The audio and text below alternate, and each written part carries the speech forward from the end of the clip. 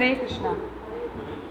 आप सभी का हार्दिक स्वागत है आज के स्पेशल क्लास में जो चतुर्मास के सावन मास में रखा गया। चतुर्मास में हमें भक्ति किस प्रकार करनी चाहिए, भक्ति का क्या महत्व है, भक्ति की 9 विधियाँ होती हैं जिनके द्वारा हम भक्ति करते हैं। तो वो कौन सी 9 विधियाँ हैं जिन्हें नवविधा भक्ति कहा जाता है, तो आज हम उसके बारे में जानेंगे।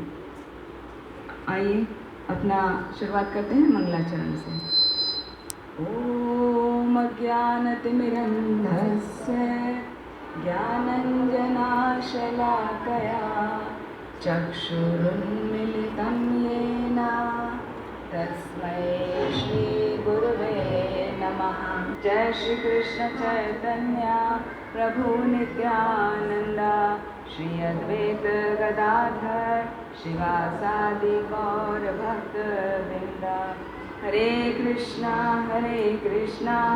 कृष्ण कृष्ण हरे हरे, हरे राम राम राम हरे हरे। हरे कृष्णा कृष्ण कृष्ण हरे हरे, हरे राम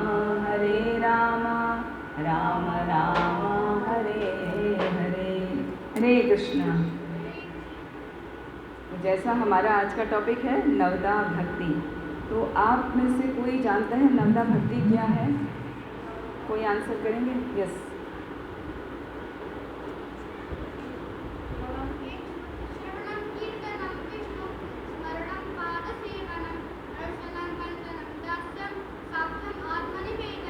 वेरी गुड। अब एक clap for. What is your name बेटा? Gaurang Das. Do you know the next shloka of it?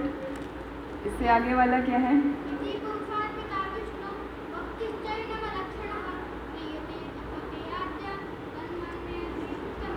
Very good, बहुत सुंदर। तो इन दोनों श्लोकों में, पहले वाले श्लोक में नवदा भक्ति के 9 लक्षण के बारे में बताया गया है जो हमारा आज का विषय है, और दूसरे श्लोक में बताया गया ये जो 9 भक्ति के चरण हैं, 9 लक्षण हैं, उनको करके हम उत्तम भक्ति की प्राप्ति कर सकते हैं, है ना। भक्ति भी कई प्रकार की होती है, कर्म मिश्रित भक्ति, योग मिश्रित भक्ति और अष्टांग योग मिश्रित भक्ति, सकाम कर्म योग मिश्रित भक्ति, तो और शुद्ध भक्ति। भक्ति कई प्रकार हैं, लेकिन यदि हम ये नवदा भक्ति को करते हैं तो हम शुद्ध भक्ति आसानी से प्राप्त कर सकते हैं। तो आप सभी की इच्छा है ना शुद्ध भक्त बनने की? तो शुद्ध भक्त बनने के लिए हमें 9 प्रोसेस कौन से करने होंगे और कैसे करने होंगे उसके बारे में जानते हैं। तो पहला है श्रवणम। श्रवणम के आचार्य कौन हैं? किन्होंने सबसे ज़्यादा श्रवण किया? भागवतम में किनका वर्णन आता है? श्रवणम मतलब सुनना। हाँ, सुखदेव गोस्वामी नहीं, सुखदेव गोस्वामी ने थोड़ी सुना था, परीक्षित महाराज। हाँ, 7 दिन तक कंटिन्यूअस परीक्षित महाराज ने सुना था और सुखदेव गोस्वामी ने कहा था। तो जो श्रवणम का लक्षण है वो सबसे पहला भक्ति का लक्षण है। वो सबसे पहला क्यों रखा गया है? कुछ तो खास बात होगी ना। 9 में सबसे पहला जो फर्स्ट स्टेप है वो श्रवणम का है। वो क्यों है, कोई बता सकते हैं? हम अर्चनम को भी पहले रख सकते थे क्योंकि हम सभी डीटी वर्शिप करते हैं। हम साधु संग भी पहले रख सकते थे, या हम कुछ और पहले रख सकते थे, आत्मनिवेदन पहले रख सकते थे। हाँ, सबसे सरल श्रवण है, और श्रवण के द्वारा वो हमारे कान से हमारे हृदय में प्रविष्ट हो जाता है, और हमारे हृदय में प्रविष्ट होकर हमारे हृदय को परिवर्तित कर देता है।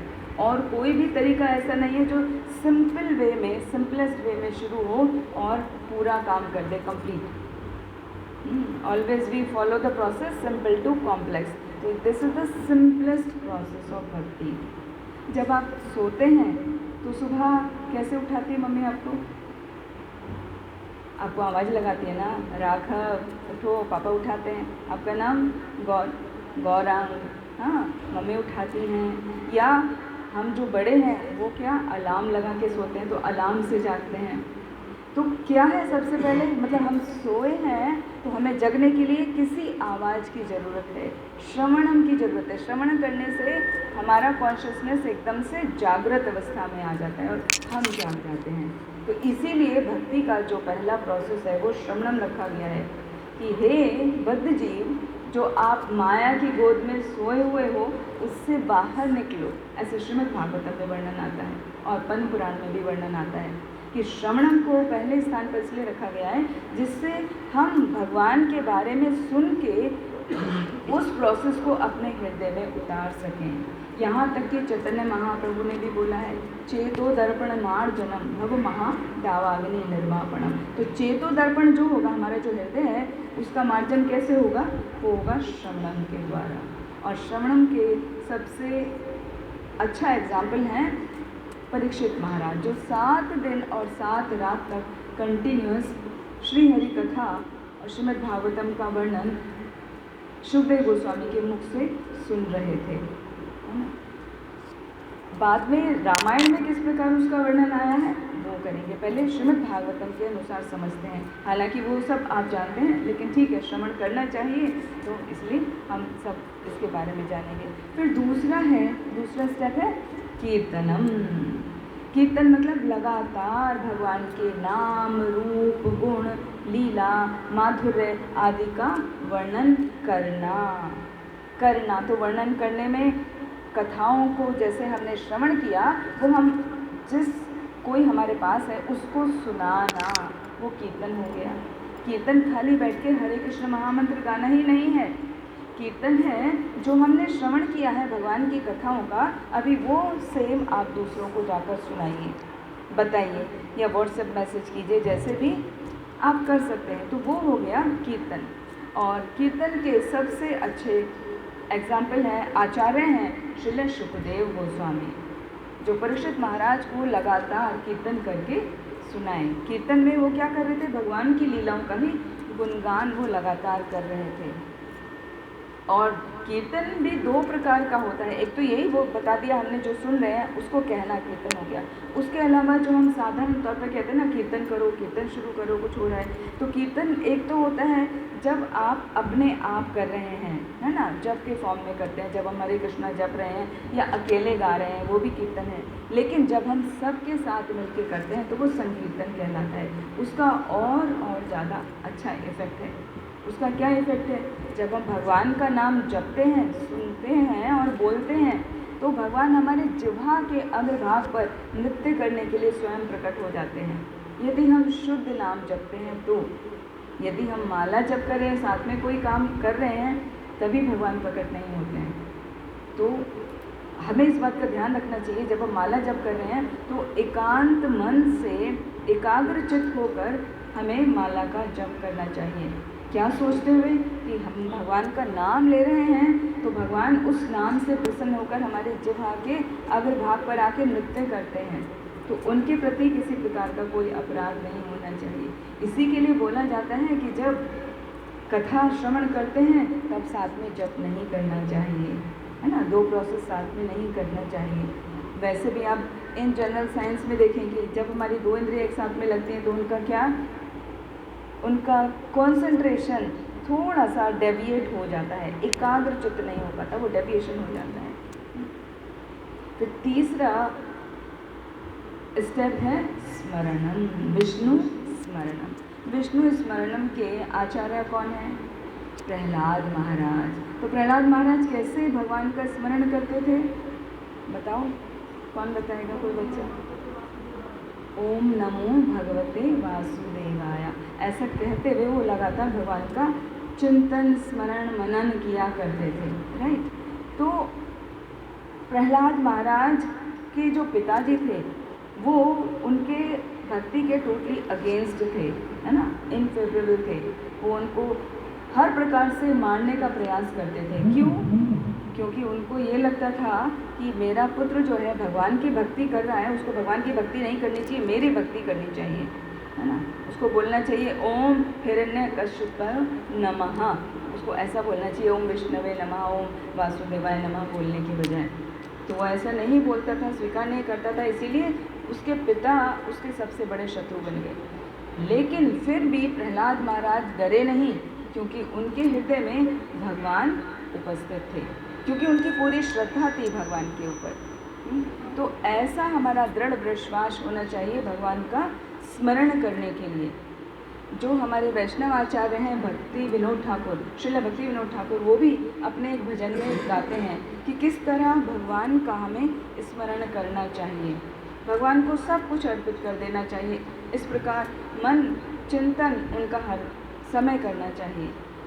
मानस देहा गया जोगी चुमोर अर्पित तो आप दे नंद किशोर। भक्ति विनोद ठाकुर कहते हैं कि जो मेरा मन है, मेरी जो देह है, बॉडी है, और जो मेरी वाणी है, कुछ भी है, वो सब मैं आपको अर्पित करता हूँ। तो इस प्रकार भगवान का चिंतन किया जा सकता है। हर समय हर कार्य में भगवान को हम याद कर सकते हैं। और इसकी एक बहुत सुंदर कथा आती है कि भगवान का स्मरण कैसे किया जाता है। प्रतिष्ठानपुर के एक ब्राह्मण थे, वो बहुत गरीब थे। जनरली होता यह है कि ब्राह्मण गरीब होते हैं, है ना, बाय डिफ़ॉल्ट वो ऐसा होता है। तो लेकिन उन्होंने बहुत भक्ति की थी, पिछले जन्म में वो भगवान के शुद्ध भक्त थे। तो उन्हें इस बात का बिल्कुल भी कोई ग्लानि नहीं थी कि मेरे पास धन की कमी है, मैं गरीब हूँ, बिल्कुल भी इस बारे में वो सोचते नहीं थे। वो पूरे मन से, पूरे भाव से भगवान की भक्ति किया करते थे। और साथ में जब भी कभी उनको मौका मिलता था वो श्रवण करने जाया करते थे, कथाओं का साधु संग किया करते थे। एक बार वो किसी कथा में गए तो वहाँ कथा में उन्होंने सुना कि भगवान की भक्ति करने के लिए अपने मन को भी अर्पित कर देना चाहिए। और मन को अर्पित करने के लिए क्या करें, यदि कोई कार्य, यदि कोई फैसिलिटी आपको अवेलेबल नहीं है तो भी आपको अपने मन से वो कार्य कर लेना चाहिए, है ना। सपोज जैसे हम मंदिर नहीं जा पा रहे हैं किसी कारणवश, तबीयत खराब है, आपसे नहीं इतनी तबीयत है कि आप मंदिर जा पाएँ, तो क्या मन से आप भगवान का दर्शन ले लीजिए, ऑनलाइन दर्शन ले लीजिए, वगैरह वगैरह। तो कहने का अर्थ है कि मन से भगवान से जुड़ना चाहिए। तो जब वो ब्राह्मण ने ऐसा कथा में सुना कि मन से भगवान से जुड़ा भी जा सकता है और मन से सेवा की भी जा सकती है और भगवान उस सेवा को स्वीकार करते हैं, तो वो इस बात को सुनकर बहुत प्रसन्न हो गए। तो बोले, उन्हें लगा कि अच्छा ऐसा है कि मैं अपने मन को भगवान को अर्पित कर दूं तो भी सब कुछ भगवान स्वीकार कर लेंगे। मैं अपने मन से कोई कार्य करूं तो मैं क्यों एक साधारण ब्राह्मण के जैसा कार्य करूं, मैं एक राजा की तरह क्यों ना रहूं और राजा की तरह क्यों ना मैं भगवान को अर्पित करूं। तो ऐसा सोचकर उन्होंने क्या किया, उन्होंने चांदी के, सोने के कलश अपने मन में मंगाए। सबसे पहले तो उन्होंने क्या किया, पहले गए सरयू नदी के किनारे गए, फिर उन्होंने सरयू में स्नान किया, फिर बैठ के उन्होंने प्राणायाम किया, प्राणायाम करके ध्यान लगाया, मन को एकाग्र किया और अपने मन में भगवान के विग्रह जिनका वो दर्शन मंदिर में करने जाया करते थे, उनके विग्रह को मन में स्थापित कर लिया। और जब मन में स्थापित हो गए भगवान, तब उसके बाद वो सोने के और चांदी के कलश में गंगा, यमुना, सरस्वती, नर्मदा, सिंधु, कावेरी, सभी प्रमुख और पवित्र नदियों का जल लेकर आए। साधारण मिट्टी के पात्र में नहीं, सोने और चांदी के कलशों में, ठीक है, वहाँ पर लेकर आए, वो कलेक्ट कर लिया। अभी सारे तरह तरह के फूल लेकर आए जो बहुत ही सुगंधित थे, है ना, कमल का फूल, चंपा का, चमेली का, इस तरीके से जितना भी सुगंधित फूल वो ला सकते थे, मन से उन्होंने वहाँ पर इकट्ठे कर लिए कि अब मैं भगवान की सेवा करूँगा। फिर चंदन घिसाई की उन्होंने भगवान के लिए, बहुत ही सुंदर आभूषण और बहुत ही सुंदर वस्त्र लेकर आए। और आभूषण भी साधारण आभूषण नहीं थे, वो सोने, चांदी, जवाहरात के बने हुए थे। तो वो सब उन्होंने कलेक्ट किया, क्योंकि उन्होंने कथा में सुना था ना कि भगवान तो मन से सेवा स्वीकार कर लेते हैं। तो सब कुछ उन्होंने लाकर रख लिया और भगवान की सेवा करने लगे। भगवान की जब उन्होंने सेवा की तो उन्होंने बाद में भगवान को भोग भी चढ़ाया। तो ऐसा करते करते उनको बहुत वर्ष बीत गए और वो मन से भगवान की सेवा नित्य प्रतिदिन करते थे। तो उन्हें दृढ़ विश्वास हो गया था ना कि भगवान मेरी सेवा स्वीकार कर रहे हैं। अभी एक दिन की बात है, एक दिन क्या हुआ, जब वो भगवान की सेवा पूरी कर चुके, भगवान का अभिषेक कर दिया, उनको वस्त्र नए पहना दिए, उनको आभूषण नए नए पहना दिए, भगवान का तिलक कर दिया, भगवान को भोग लगाने की बारी आई। उनकी इच्छा हुई कि आज भगवान को खीर खिलाई जाए। बहुत दिन से मैंने भगवान को खीर नहीं चढ़ाई है, खीर का भोग नहीं लगाया है। तो उन्होंने खीर बनाई। अभी खीर बनाने के बाद उनको भगवान को ऑफ़र कर दिया, खीर को भगवान को ऑफ़र कर दिया, लेकिन उनके मन में थोड़ा डिससेटिस्फैक्शन रहा, उन्हें संतोष की प्राप्ति नहीं हुई, है ना। जब हम कोई कार्य करते हैं तो हमें खुद को फील होता है ना कि हमने अच्छा किया है या कुछ कमी रह गई है। तो उनको ऐसा लग रहा था कि कुछ तो कमी रह गई है। तो वो सोचने लगे क्या कमी हो सकती है। तब उन्हें ध्यान आया, अरे खीर तो मैंने अभी तो पकाई थी और अभी मैंने भगवान को ऑफ़र कर दी, जबकि खीर तो गरम गरम नहीं खाई जाती। खीर तो जितना ज़्यादा ठंडी करेंगे उतना उसका टेस्ट बढ़ता है। तो मैंने यहाँ पर गड़बड़ करी, इसीलिए मुझे डिससेटिस्फाइड फील हो रहा है। तो मैं क्या करता हूँ, एक बार खीर को छू के देख लेता हूँ, चेक कर लेता हूँ कहीं भगवान का मुख जला तो नहीं है। हाँ, भगवान से क्षमा प्रार्थना करूँगा ऐसे। तो ऐसे भाव से उन्होंने किया कि आंखें बंद हैं उनकी और मन से ही सब सेवा कर रहे हैं, और उन्होंने आंखें बंद करे करे उस पात्र को टच किया। हाँ, और टच करने में वो पूरा भरा था तो वो किनारे तक उंगली भी टच हो गई उसमें। हाँ, उन्हें पता चल गया, लेकिन जैसे उनकी उंगली टच हुई तो क्या हुआ, उंगली जल गई। जल गई तो जैसे जली तो क्या हमारा होता है, हमारी बॉडी में रिफ्लेक्स एक्शन होता है, ऑटोमेटिक होता है, उसमें आपका कोई वश नहीं है। हाँ, प्रिकली ऑब्जेक्ट या हीटेड ऑब्जेक्ट पे आपका हाथ पड़ेगा तो वो ऑटोमेटिकली हट जाएगा। This is because of reflex action. तो वो रिफ्लेक्स एक्शन हुआ, उनकी बॉडी एकदम हाथ पीछे हट गया। तो देखा, उन्होंने आँख खोली, ये क्या हुआ, मेरा हाथ क्यों पीछे हटा, मुझे झटका क्यों लगा, बोलते हैं ना झटका लगा। तो झटका लगा, देखा तो उन्होंने, उनकी उंगली जल गई है। अब वो ब्राह्मण को भरोसा नहीं हुआ, अरे मैं तो सब कुछ मन में कर रहा था, ये उंगली मेरी कैसे जल गई। तो वो सोच रहे थे और वहाँ वैकुंठ लोक में भगवान नारायण अपनी पत्नी लक्ष्मी जी के पास बैठे हैं और उनको देख के बहुत हंसी आ रही है ना। वो ब्राह्मण सोच रहे हैं कि ये कैसे हो गया, और वहाँ पे नारायण बहुत हंस रहे हैं कि देखो ये ब्राह्मण जो है मुझे कम्प्लीटली सरेंडर होकर सेवा कर रहा है और उसे यही समझ में नहीं आ रहा है कि कैसे हुआ। तो भगवान बहुत हंस रहे हैं। उनको हंसता हुआ देख के लक्ष्मी जी पूछने लगी, अरे ब्राह्मण देव आप इतना क्यों हंस रहे हैं। हाँ, हे नारायण आप इतना क्यों हंस रहे हैं, मुझे भी बताओ, हम भी हंसेंगे। तो नारायण ने कोई आंसर नहीं किया, बोले अभी रुको मैं बताता हूँ। तभी भगवान ने एक विमान भेज दिया ब्राह्मण को लाने के लिए, और ब्राह्मण तुरंत वैकुंठ लोक भगवान के सामने पहुँच गए, प्रकट हो गए। जब वहाँ पे लक्ष्मी जी ने ब्राह्मण को देखा तो वो तुरंत समझ गई कि ये तो उनकी लीला चल रही थी और ये भगवान का भक्त है, भगवान ने अपने पास बुला लिया। तो ये जो पूरी स्टोरी है, इसमें हमें ये सीखने को मिलता है कि वास्तव में भगवान हमारे मन से की हुई सेवा को भी स्वीकार करते हैं। तो इसका अर्थ ये नहीं है कि हम मन से ही सेवा करें और फिजिकली ना करें, तन से ना करें। हाँ, ऐसा नहीं करिएगा। वो भगवान तभी स्वीकार करते हैं जब तन से आप नहीं कर सकते। इन दैट केस ओनली ही एक्सेप्ट। और भगवान स्वीकार करते हैं और इस रूप में स्वीकार करते हैं कि सीधा हमें जो भी शुद्ध भक्त है उसको वैकुंठ की प्राप्ति होती है। तो ये है स्मरण की पावर, है ना। अभी हम तीसरे स्टेप पे आए हैं। पहला सुना था हमने श्रवणम, फिर दूसरा कीर्तनम, अभी ये विष्णु स्मरण।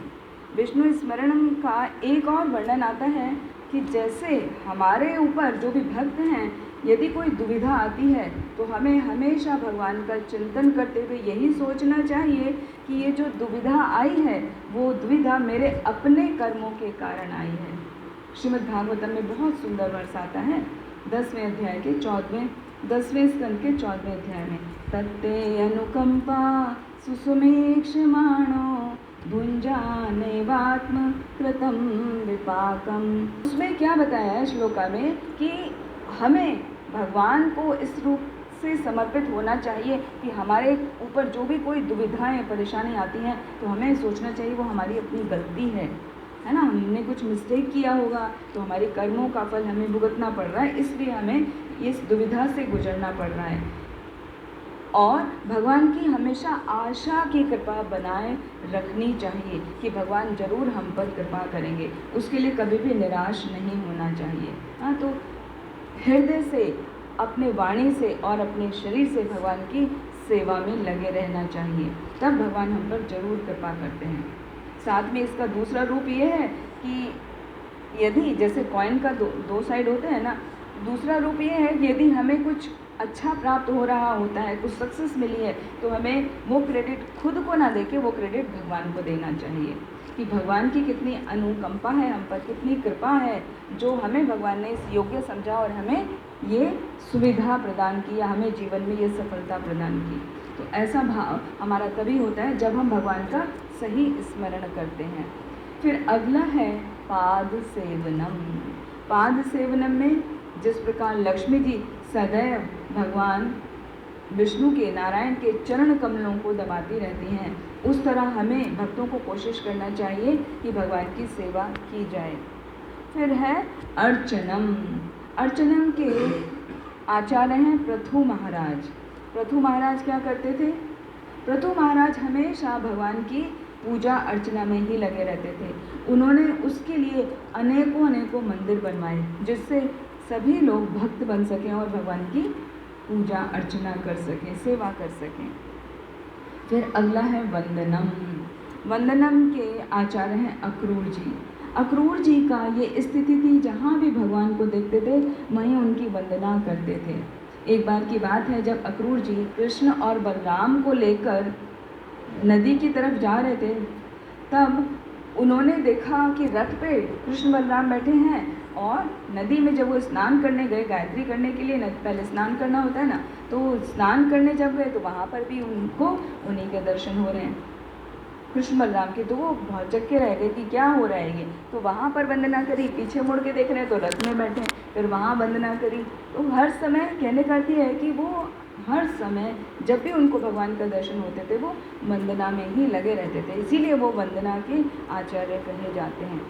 फिर सातवां है स्टेप दास्यम। दास्यम के आचार्य हैं हनुमान जी। हनुमान जी कैसे हैं दास्य के आचार्य? वो हमेशा भगवान श्री राम की सेवा के लिए तत्पर रहते हैं, 24/7 तत्पर रहते हैं। यहाँ तक कि वो सीता मैया को और लक्ष्मण को भी अवसर नहीं देते, वो ये चाहते हैं कि सारी सेवा मैं ही करूँ, है ना। उनको सब कुछ खुद ही करना होता है। तो दास्य भाव ये होना चाहिए कि I am completely surrender to you, O Lord, I am completely surrender to you, please accept me, है ना। रामायण में एक श्लोक आता है, सकृत देव प्रपन्नाय तमस्मीति च याचते अभयं सर्वदा तस्मै ददामि एतम व्रतम मम। जब कोई भगवान के शरणागत होकर भगवान को पूरी तरह सरेंडर कर देता है, उनकी सेवा करता है, तो भगवान उस पर कृपा जरूर करते हैं। बस भगवान को चाहिए कि एक बार कह दे कि हे भगवान, मैं आपका हूँ और आप मेरे हो। सकृत देव प्रपन्नाय तमस्मीति च याचते, I am yours and you are mine. वो भक्ति भाव से, शुद्ध भाव से जब भगवान को हम ऐसा सरेंडर कर देते हैं, बोलते हैं, तो भगवान जरूर हमारी हर तरीके से, हर परिस्थिति में मदद करते हैं। फिर है सख्यम। सख्यम, सख्य के आचार्य कौन है? सख्य कौन कौन थे भगवान श्री कृष्ण के? अर्जुन और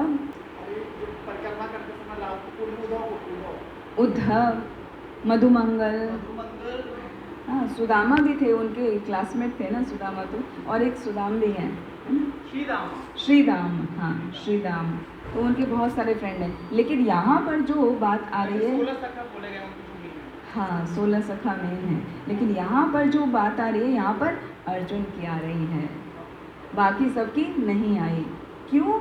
क्योंकि अर्जुन के अंदर एक विशेषता थी जो भगवत गीता में भी बताया गया है। भगवत गीता के 9 चैप्टर में आता है, अनुसूयवे, कि तुम मेरे से कभी भी एनवियसनेस, एनवियसनेस को हिंदी में क्या बोलेंगे? ईर्ष्या। तुम मेरे से कभी भी ईर्ष्या नहीं करते हो, इसीलिए मैं तुम्हें जो ये गुह्य ज्ञान है उसको बता रहा हूँ। भगवान ने 9th चैप्टर में गुह्य ज्ञान दिया है ना अर्जुन को, तो वहाँ पे पहले कंडीशन बताई कि तुम्हें ही क्यों दे रहा हूँ मैं, बाकी किसी को क्यों नहीं दिया, क्योंकि तुम अनुसूयवे हो, तुम ईर्ष्या से पूरी तरह रहित हो, और दूसरी बात तुम मेरे ऊपर पूरी रूप से श्रद्धा रखते हो, पूर्णतया मेरे ऊपर तुम श्रद्धा रखते हो, इसीलिए मैं तुम्हें ये ज्ञान दे रहा हूँ। तो सख्य भाव वो अर्जुन का था, वो वाला भाव और किसी सखा का नहीं था कि जो ईर्ष्या ना करता हो।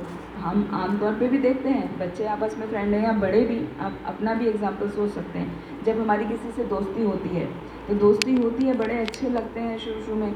जब थोड़ी सी दोस्ती प्रगाढ़ होती है तो क्या लगता है, फिर ऑब्वियसली एक किसी चीज़ में आगे बढ़ा हुआ होता है, दूसरा कम होता है ना, और दूसरा किसी चीज़ में आगे बढ़ा हुआ होता है, तो उनके बीच में कंपटीशन स्टार्ट हो जाता है। वो कंपटीशन क्या है वास्तव में? वो एनवियसनेस है, वो ईर्ष्या की भावना की वजह से आ रहा है। अरे वो मेरे से कैसे आगे निकल जाएगा, मैं तेरे से कम हूँ क्या, मैं भी करूँगा, है ना। तो ये सभी के अंदर आ जाता है। तो भगवान के जो बाकी सखा हैं वो भी उनसे वंचित नहीं रहे, केवल और केवल अर्जुन ऐसा था जिसको भगवान से कभी भी अनुसूया ईर्ष्या नहीं हुई और पूर्ण श्रद्धा थी। इसीलिए भगवान ने वो गुह्य ज्ञान अर्जुन को बताया, और गुह्य ज्ञान था डिवोशनल सर्विस। हाँ बताइए।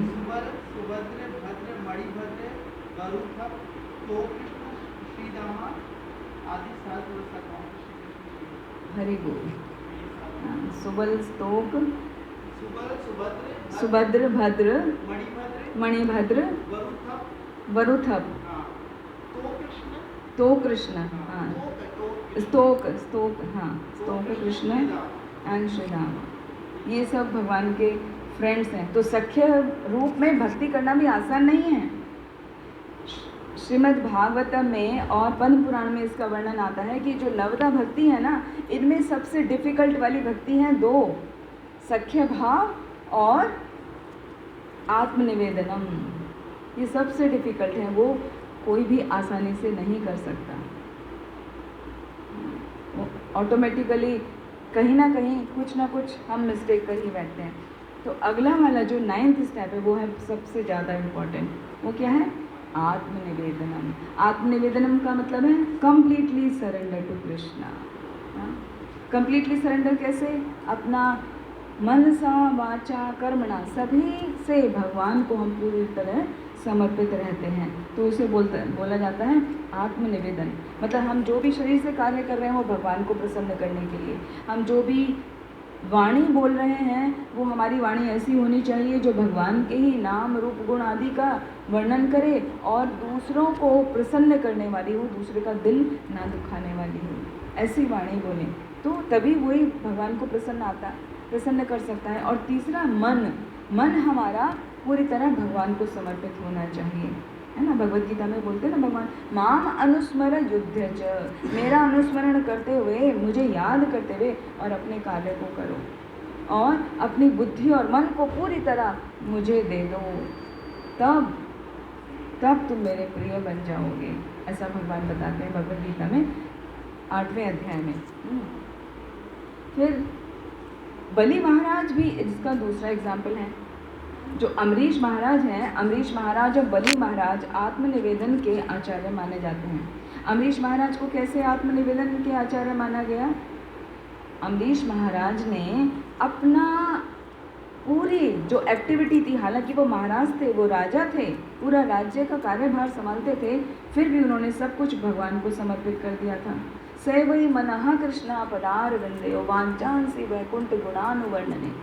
हाँ, तो बहुत लंबा श्लोक है, उसमें वर्णन आता है कि भगवान के सेवा के लिए उन्होंने क्या किया, अपनी आँखों को भगवान के दर्शन में लगा दिया, अपने कानों को भगवान की कथा श्रवण में लगा दिया, अपनी नासिका को भगवान के चरणों पर जो तुलसी और फूल ऑफर किए जाते हैं, चंदन चर्चित, है ना, चंदन से लेपित हुई तुलसी जो ऑफर की जाती है, उसको सूंघने में लगा दिया, जिसको सूंघ के 4 कुमार तक का हृदय परिवर्तित हो गया, वो भी शुद्ध भक्त बन गए। और अपने हाथों को मंदिर का मार्जन करने में लगाया, सफाई करने में लगाया, भगवान को हमेशा सेवा करने में लगाया। अपने मुख का कैसे भगवान का गुणगान करने में यूज़ किया, और जिह्वा का प्रयोग किया भगवान का उच्छिष्ट पाने के लिए, और अपना पूरा शरीर को उन्होंने भगवान के भक्तों की सेवा में लगा दिया। तो इस प्रकार अम्बरीश महाराज पूर्णतया भगवान को समर्पित थे। इसको कहा जाता है आत्मनिवेदन। और इसी तरह बलि महाराज भी थे ना। बलि महाराज का क्या हुआ, वो कथा सबको पता है ना बलि महाराज की। बलि महाराज से वामन देव ने कहा मुझे ज़्यादा नहीं, मुझे खाली 3 पग भूमि दे दो। तभी तक बलि महाराज का कितना ईगो था कि 3 पग भूमि से क्या होगा, तुम जितना बड़ा मैं राज्य का दे सकता हूँ आपको, कितने बड़े बड़े राज्यों को दे सकता हूँ, आप जो चाहो मांग लो। 3 पग भूमि क्या बच्चे का खेल कर रहे हो आप। हाँ, तो बलि महाराज को भगवान वामन देव ने बोला मुझे कुछ नहीं चाहिए, मुझे तो खाली 3 पग भूमि ही दे दो। तो 1 पग में वामन देव ने क्या किया, अपना रूप बढ़ा लिया, और 1 पग में पूरा पृथ्वी लोक को नाप दिया, और दूसरे पग में पूरा आकाश लोक तक उन्होंने नाप दिया, है ना। और आकाश से लेके पाताल तक पूरा नाप दिया। और अभी क्या बचा, अभी 1 पग और बचा ना, 3 पग अभी कहाँ से दें। तब बलि महाराज को समझ में आया कि ये तो मेरे से बहुत बड़ी गलती हो गई, ये तो मेरी ईगो थी, तो अभी मैं क्या करूं, भगवान को क्या दे सकता हूं। तब उन्होंने आत्मसमर्पण कर दिया, आत्मनिवेदन तब उन्होंने किया। अपना बोला भगवान को कि मेरा ये अहंकार है, और ये अहंकार कहाँ, मेरे हृदय में और मस्तक पे है, तो आप कृपया करके मुझे को स्वीकार कर लीजिए, मेरे मस्तक पर अपने चरण रख दीजिए, तो मैं कृतार्थ हो जाऊंगा, वरना मैं इस कर्ज से कभी मुक्त नहीं हो पाऊंगा, जो मैंने प्रॉमिस किया था कि आपको जो चाहिए वो ले लो। तो बलि महाराज ने इस प्रकार अपने आप को भगवान को समर्पित कर दिया। आत्मनिवेदन, अपना जो कुछ भी है वो सब समर्पित कर देना। जैसे भक्ति विनोद ठाकुर जी के भजन में आता है, मानस देह गेह जो कुछ मोर, अर्पिलु तो आपदे नंद किशोर। हे नंद के किशोर, हे कृष्ण, मैं आपके चरणों में सब कुछ अर्पित करता हूँ, अपना मन, अपना शरीर और मानस देह गेह, जो मेरी वाणी है, जो भी कुछ वचन में बोलता हूँ, वो सब कुछ आपको समर्पित करता हूँ, तो आप मुझ पर कृपा कीजिए। तो इस प्रकार हम देख सकते हैं कि नवदा भक्ति के ये जो लक्षण हैं, जो 9 स्टेप हैं, उनसे हम प्योर भक्ति कर सकते हैं। श्रीमद् भागवतम में इसका वर्णन आता है कि यदि कोई 9 के 9 स्टेप कर सके, शुद्ध भक्ति को प्राप्त करने के लिए, डिवोशनल सर्विस करने के लिए, यदि वो 9 स्टेप्स कर सकता है तो बहुत ही अच्छा है। लेकिन 9 स्टेप्स प्रैक्टिकली इस मटेरियल वर्ल्ड में पॉसिबल नहीं है ना। जो एग्जाम्पल देखा ना हमने बलि महाराज, हम तो बलि महाराज जैसे राजा महाराजा नहीं है, या अम्बरीश महाराज जैसे राजा नहीं है, हम तो एक साधारण हैं। तो साधारण मनुष्य के लिए श्रीमद् भागवतम में वर्णन किया गया है कि आप 1-2 कुछ तो करो, 1 या 2 स्टेप भी कर लो नवदा भक्ति के, तो भी हमारा उद्धार हो जाएगा। और उसमें सबसे पहला है श्रवणम। तो श्रवणम का अवसर हमें कभी नहीं चूकना चाहिए, हमें श्रवण जरूर करना चाहिए। और ऐसा ही वर्णन रामायण में, रामचरितमानस में भी आता है। नवदा भक्ति किस किसने की, रामायण सब आप जानते हैं ना, सबने पढ़ी है। तो श्रवणम किसने किया होगा, सोचो और बताओ। रामायण में श्रवणम किसने किया था? रामलीला में श्रवणम के आचार्य कौन है, कौन एग्जाम्पल है? हनुमान जी। हनुमान जी क्या हमेशा भगवान राम के कथा का गान सुनते रहते हैं, और उनके लिए ये प्रसिद्ध है, जहाँ पर भी भगवान श्री राम की कथा चल रही है या भगवान श्री राम का गायन हो रहा है, उनके नाम को गाया जा रहा है, वहाँ स्वयं हनुमान जी उपस्थित हो जाते हैं। इतना अधिक वो लगे रहते हैं श्रवण करने में। और ऐसा नहीं है कि वो हमारी तरह साधारण मनुष्य तो नहीं है कि एक जगह है तो दूसरी जगह नहीं हो सकते, वो तो अनंत जगहों पर भी एक साथ हो सकते हैं, क्योंकि वो भगवान के शुद्ध भक्त है ना हनुमान जी। तो वो है श्रवणम के आचार्य रामायण के अनुसार। और कीर्तनम के रामायण में अभी रामायण का ही डिस्कशन हो रहा है, श्रीमद् भागवतम का हो गया। रामायण में कीर्तन कौन करते हैं? लक्ष्मण नहीं है, लक्ष्मण तो किसी और के हैं, भरत। वाल्मीकि जी, उन्होंने पूरी रामायण ही लिख दी, पूरी रामायण उन्होंने लिख दी। तो वाल्मीकि जी ने पूरा भगवान की चर्चा की है, और ये जो उन्होंने भगवान राम के बारे में जो गाथा लिखी ना, वो उनको पहले से ही पता थी, तभी तो भगवान का प्राकट्य भी नहीं हुआ था। तो इसीलिए उनको कीर्तन के आचार्य माना जाता है। वो हमेशा भगवान का कीर्तन गायन करने में लगे रहते हैं। फिर पाद सेवनम कौन करते हैं? नहीं, यहाँ पर भी भरत जो भगवान के छोटे भाई हैं, है ना। पाद सेवनम कैसे किया उन्होंने? 14 साल तक भगवान की चरण पादुका को तो अपने सिर पर लेकर आए थे। फिर राज सिंहासन पे भगवान श्री राम की चरण पादुका उन्होंने रखी और खुद नीचे बैठकर सेवा किया करते थे। तो उस चरण पादुका भगवान श्री राम के चरण का रिप्रेजेंट कर रहा है उनको। तो इस प्रकार वो हमेशा भगवान के चरणों की सेवा करते थे। भगवान उपस्थित नहीं थे तब भी वो सेवा करते थे। और अर्चनम किसने किया रामायण में, रामलीला में? अर्चनम जो हमेशा पूजा में लगे रहते थे, लगे रहती थी, हमने हिंट भी दे दिया, शबरी।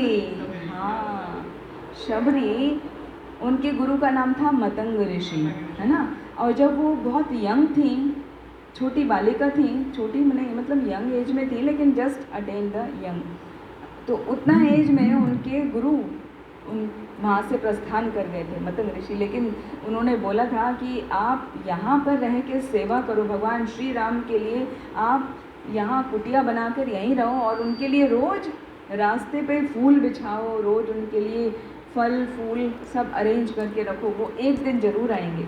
थोड़ा वर्ष लगेंगे, कुछ वर्ष बीतने के, 70,000 ईयर्स के बाद भगवान श्री राम आए शबरी के आश्रम में।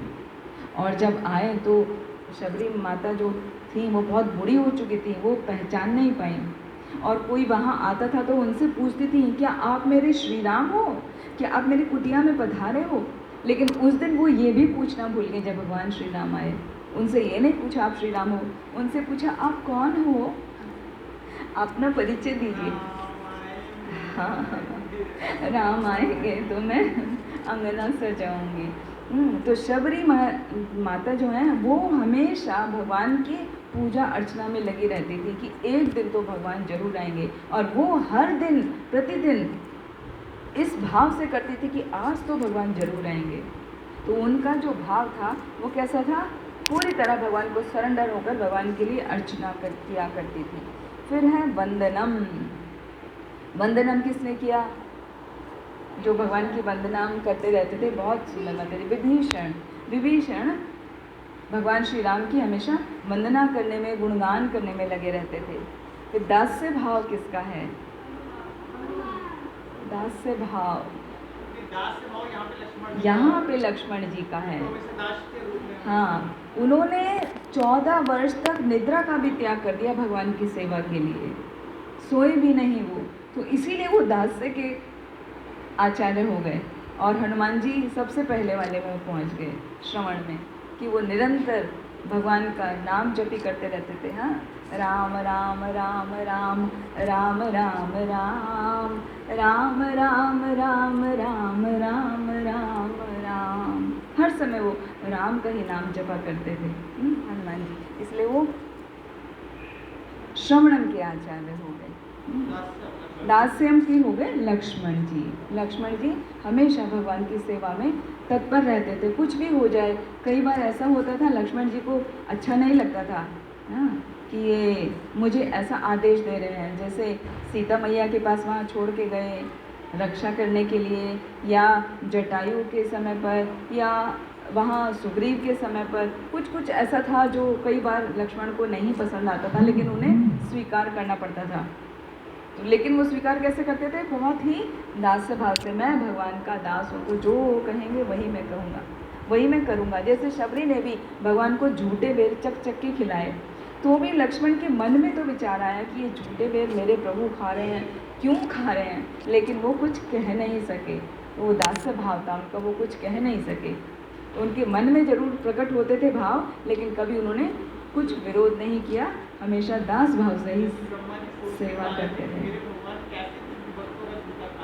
हाँ, जैसे कृष्ण लीला में, ब्रह्म विमोहन लीला में ब्रह्मा जी विमोहित हो गए देखकर कि कैसे कृष्णा बालक, साधारण बालक की तरह एक ऐसे उंगली में दाल भात खा रहे हैं, यहाँ पे मिर्च फंसी, अचार फंसा है, हाँ अलग अलग चीज़ें, कड़ी पत्ता वगैरह सब, और ऐसे से खा रहे हैं, तो कैसे खा रहे हैं, और उसी में दूसरे बच्चे भी खा रहे हैं, उनका जूठा भी खा रहे हैं, अपना जूठा भी उन्हें दे रहे हैं, तो विमोहित हो गए।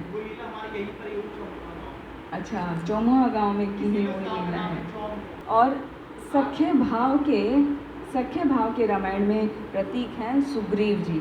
सुग्रीव हमेशा भगवान से सखा का भाव रखते थे। उनको लगता था जैसे मेरी पत्नी तारा का हरण कर लिया मेरे भाई ने, तो ऐसे ही श्री राम की पत्नी का भी हरण हो गया। बाली ने तारा का हरण कर लिया था, तो उनको जब पता चला कि श्री राम की भी पत्नी का हरण हो गया है, रावण ने कर लिया है, तो उस भाव को लेके उनके मन में क्या प्रेम भाव आ गया था, सखा का भाव आ गया था, ये तो मेरे ही जैसे हैं। तो इसलिए वो सखा भाव से हमेशा सेवा करते थे भगवान राम की। और आत्मनिवेदनम किसने दिखाया रामायण? जटायु ने सीता मैया की रक्षा करने के लिए क्या किया, वो बहुत बूढ़े हो गए थे, फिर भी वो उड़ के गए और रावण से बचाने की कोशिश करी, लेकिन रावण ने एक पंख काट दिया तो वो नीचे गिर गया जटायु। और उसके बाद भी वो उड़ता रहा, कोशिश करता रहा, एक पंख से भी तो दूसरा पंख भी काट डाला। और तब जटायु असहाय होकर नीचे पड़ा रहा और भगवान का आने का वो इंतजार करता रहा कि कब भगवान श्री राम आएंगे और कब मेरा उद्धार होगा। तो इस प्रकार आत्मनिवेदनम, जटायु ने अपना सब कुछ भगवान को दे डाला, अपने लिए कुछ भी नहीं रखा, अपने दोनों पंख भी दे दिए।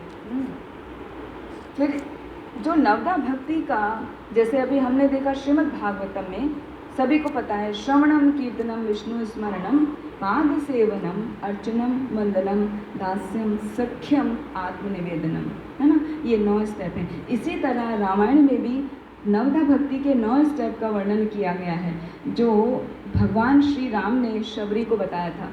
जब शबरी के आश्रम में भगवान श्री राम आए थे, उसके बाद भगवान श्री राम को बेर खिलाए शबरी ने। फिर जब उन्होंने पूछा कि बोलो आपको माता शबरी आपको क्या चाहिए, तब शबरी माता ने पूछा था कि भगवान मुझे कुछ नहीं चाहिए, मुझे तो शुद्ध भक्ति के क्या गुण हैं, क्या लक्षण है वो बता दीजिए बस, जिससे मैं शुद्ध भक्ति कर सकूं।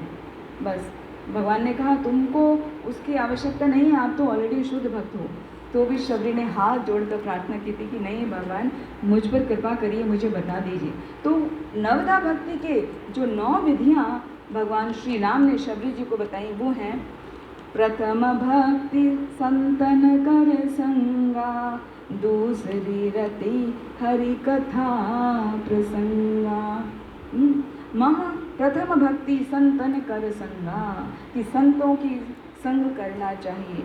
और दूसरा हरि कथा प्रसंगा, भगवान के जो कथाएं हैं उनका श्रवण करना चाहिए। तो आप देखिए ये जो नवदा भक्ति के रामायण में वर्णन आ रहा है, भगवान श्री राम ने किया है, वही सेम वहाँ पर आ रहा है जो प्रहलाद महाराज के बताए हुए स्टेप है। जब उनके पिता ने पूछा था हिरण्यकश्यप ने क्या सीखा, तब वहाँ पे बताए थे नवदा भक्ति के लक्षण। तो देखिएगा वो कितने सिमिलर हैं।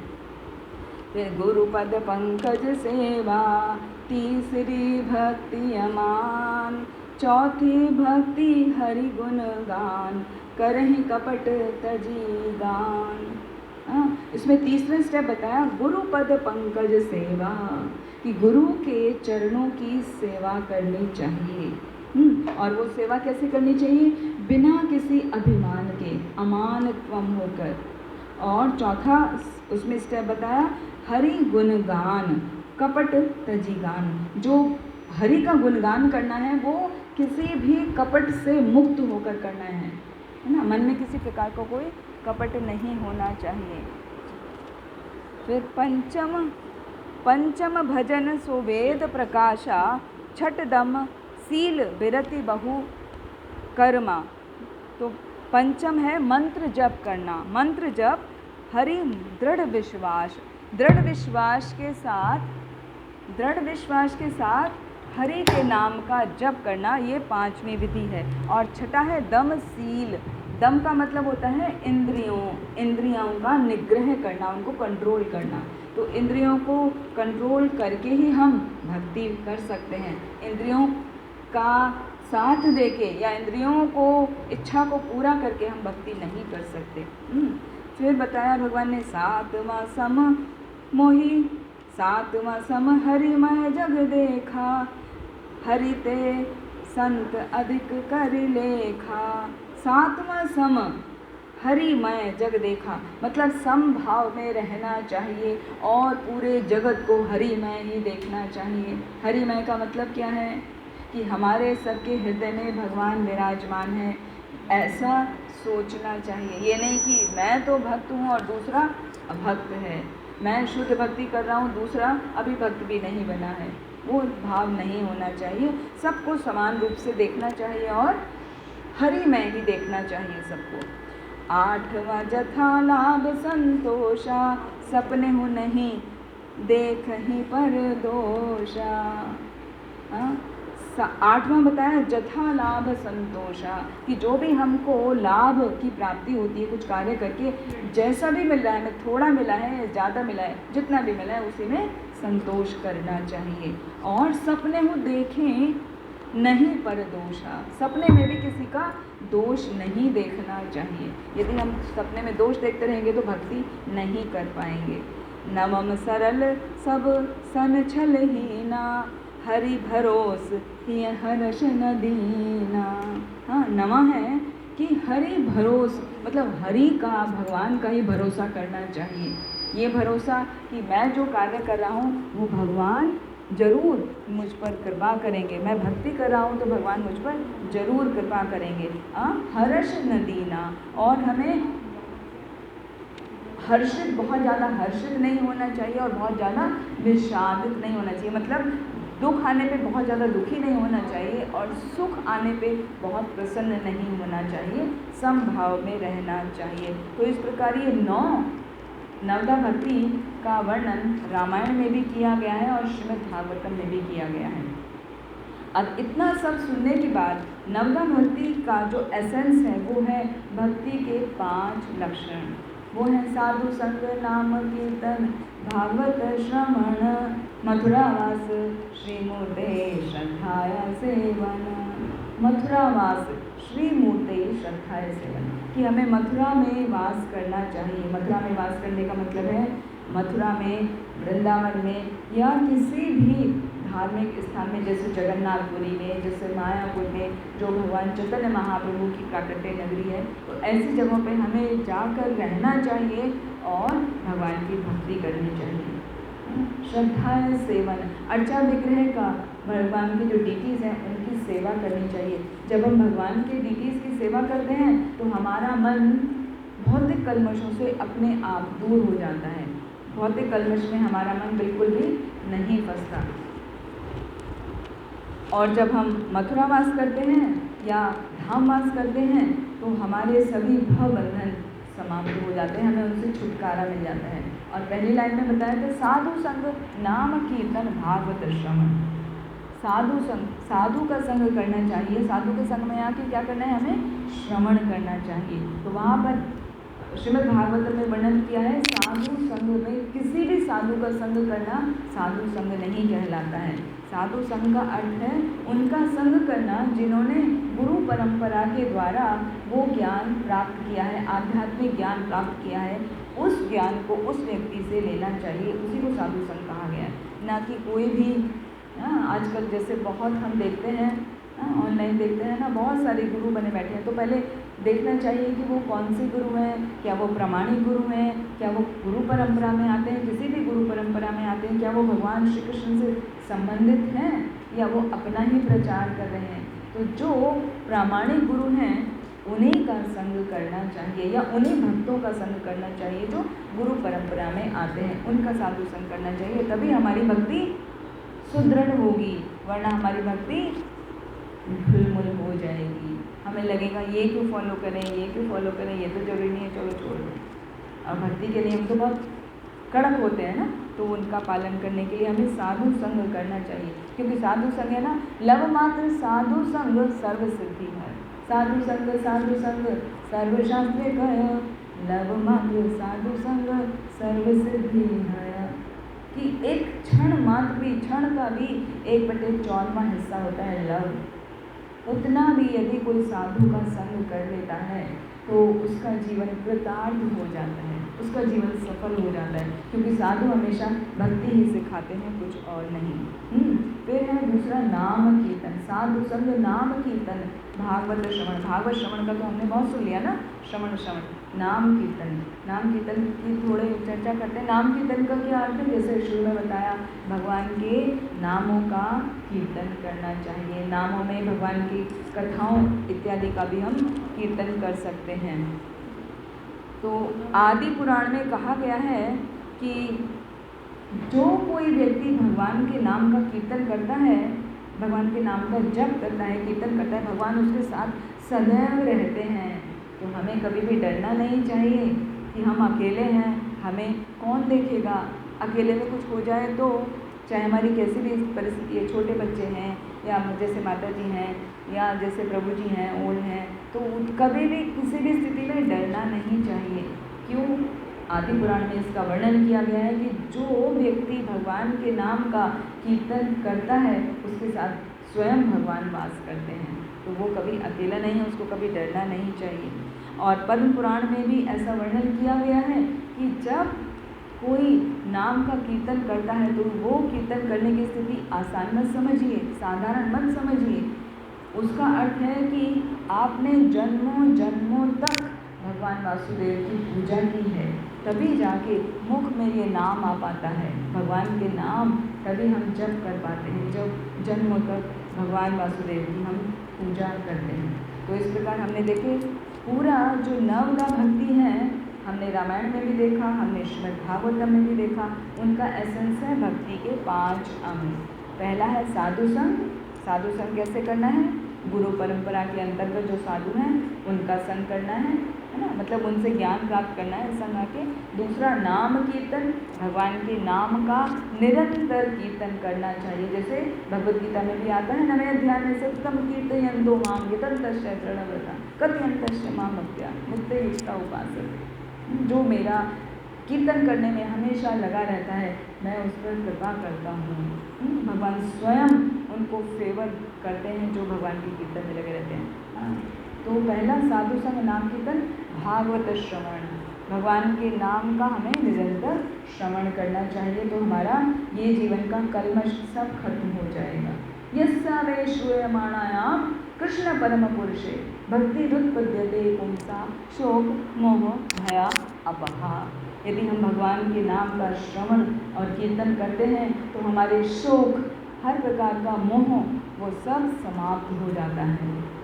ये है श्रवण और कीर्तन का रिजल्ट। और लास्ट में मथुरावास और अर्चा विग्रह का सेवा। तो इस प्रकार हमने 5 स्टेप में पूरे 9 स्टेप को कंक्लूड कर दिया। ठीक है, आप किसी का कोई प्रश्न है तो पूछ सकते हैं। हाँ माता जी बोलिए।